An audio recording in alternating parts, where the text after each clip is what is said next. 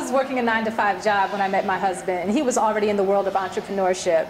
And when we got married and he really started getting into different businesses and everything, a lot of his time and attention went to the business.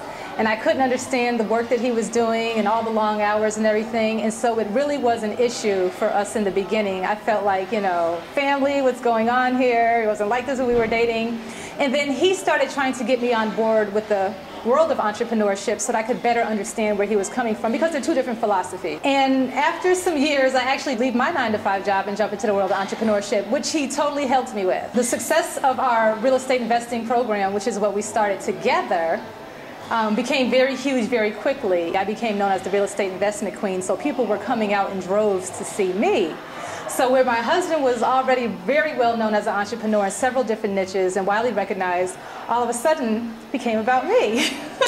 There did come a point where it started to get competitive between us. We're both very, very strong personalities, which is the issue. There's no one who's submissive in our relationship at all. And that caused a problem. I can recall many, many arguments over that, to the point that it really got very draining.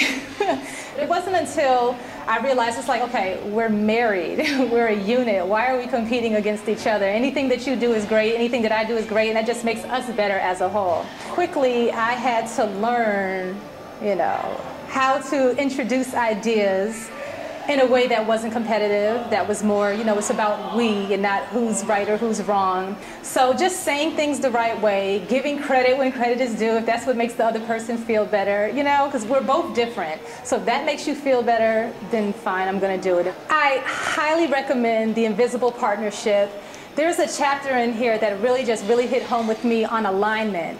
And it wasn't until you get in sync with your partner, with your spouse, that you finally get it, because you're working together for the same goal. Because let's face it, as a couple, you already have the outside influences and negative forces, and you don't need that within your own household when you're trying to work together for the same goal. And when you're able to align and you're able to realize that your business will flourish, your marriage will flourish, everything will flourish. This book is phenomenal. I wish I was able to read it a long time ago before I had my struggles, but that's why it's here, to save people those struggles. Read this book. It can change your life, your marriage, and your business.